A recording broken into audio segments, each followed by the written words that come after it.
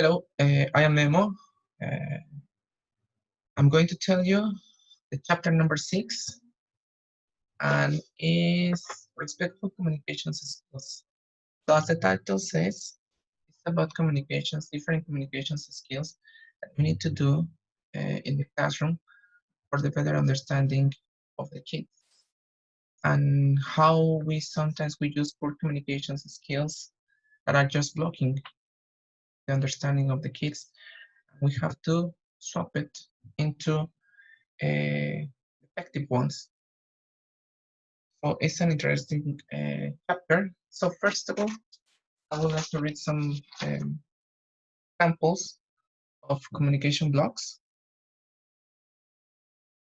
So this is your fault. How many times do I have to go over this with you?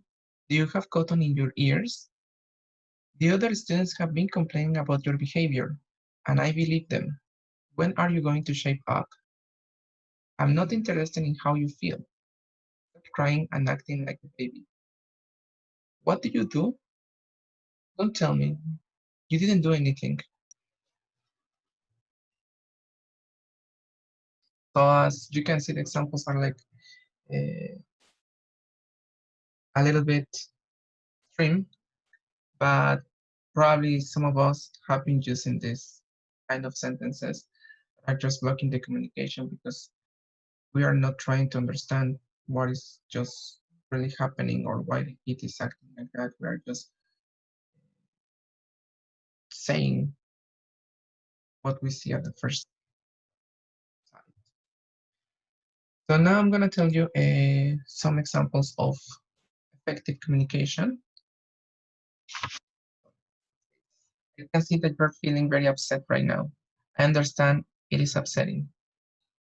The yard duty supervisor told me that you weren't being cooperative today. I'm interested in hearing your version of what happened. If you need any help with this problem, let me know. I might have some ideas. Why don't you put this on the agenda for the class meeting? You can tell the other students your side of the story. Can you think on some ways? Can you think of some ways to avoid this problem in the future? Thanks for taking the time to talk with me about this. So as you can see, the difference is like huge. On the first, we're just like dictating and telling to the kid, assuming things. And in the second one, we are trying to be more cooperative with them.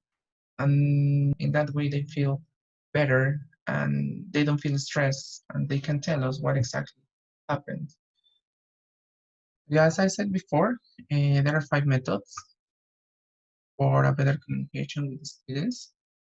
The first one is called barrier assuming versus checking. So there is an interesting paragraph here in the book. I'm gonna read it for you. It says, instead of assuming, you can build communication by checking, asking curiosity questions.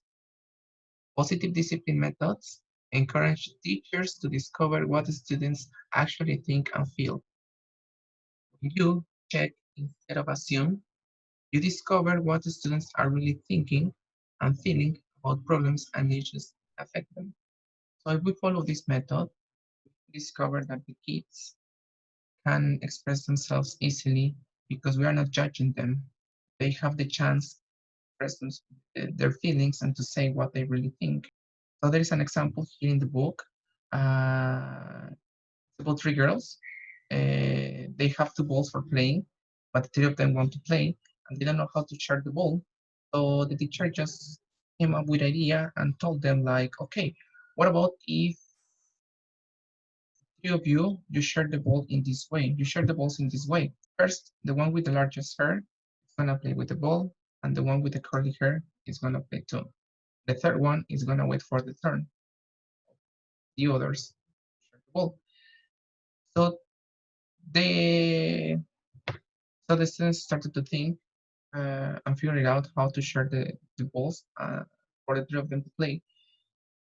So after that, they just say thank you to the teacher, and they came up with another idea. They just play paper, scissors, rock, and they found their own method for playing and sharing instead of fighting or having an argument.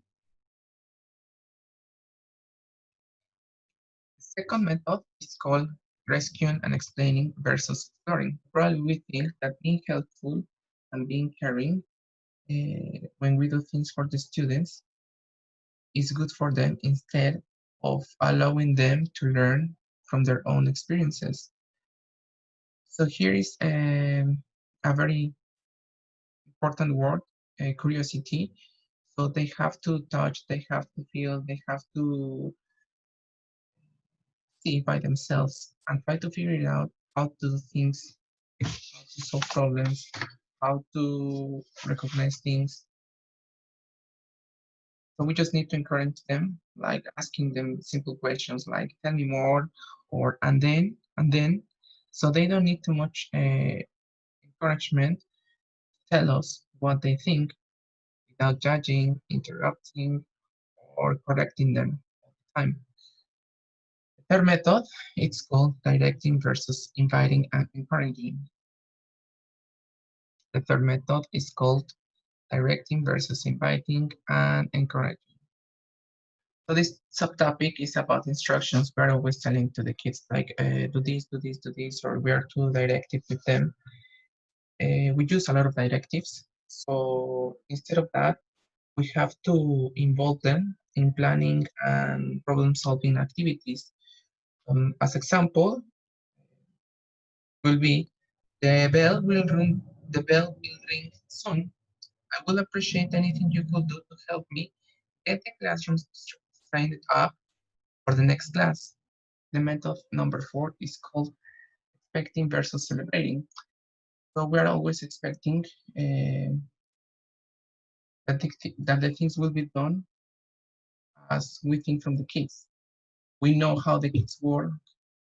We know that what they can do. So we're always expecting like good results, or but sometimes uh, teachers used to judge. For example, I was expecting more maturity from you. I thought you were more responsible than that. I expect you to be the kind of student your brother was. So instead to say that things, we can just celebrate some short or small achievements of the kids. They will feel better and they will have more energy to do the things. The last method, the method number 5, is adultism versus respecting. So sometimes we think that the kids see the things as we, but no, they are just learning. They don't really know what is happening sometimes from them. So I'm gonna read an interesting paragraph here. It says adultism produces guilt and shame rather than support and encouragement. When you practice respect, you acknowledge that you and your student have different points of view. Respect creates a climate of acceptance. Respect creates a climate of acceptance and encourages broad and effective communication.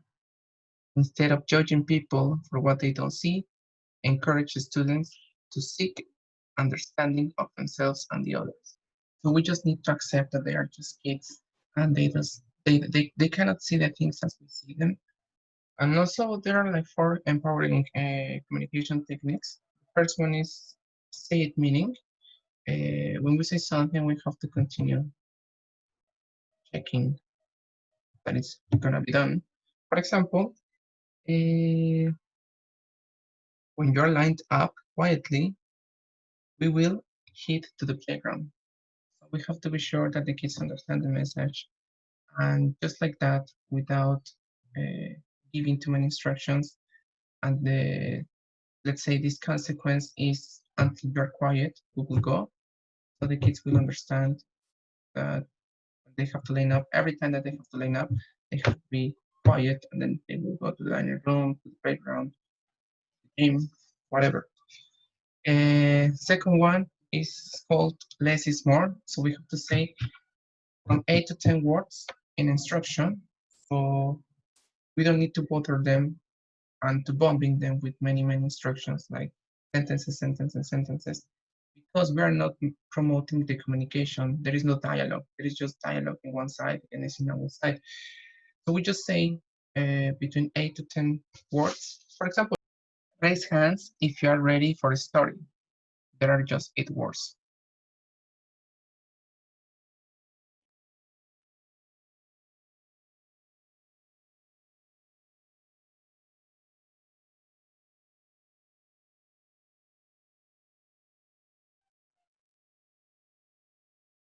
Or uh, or circle time, then sits down and papers to the front, please. Also, there are like 8 words. If you are just talking, talking, and talking, it will feel bothered too. So, and then we have last empowerment technique, communication. It's called mixed match. As I mentioned before, if there is just one side of communication, if we are just talking, talking, and talking, and the kids sometimes can talk like a little bit during the circle time or just when they need something, poor communication because they don't really express themselves. They have many ideas. They are so creative and they want to share. They want to say as much as they can. The kids are full of energy. So if they also talk, that's why it's called tennis match, because when you are watching tennis, it's entertaining when you see that both sides respond to each other. Let's say, for example, there is only one side that responds, and then you lose the interest. Like so, this is the comparison with the communication that we have to have with the kids. If both sides are talking, understanding each other, respecting each other, the communication and the understanding of the kids is gonna be better. Okay. So this is about communications skills. Bye bye.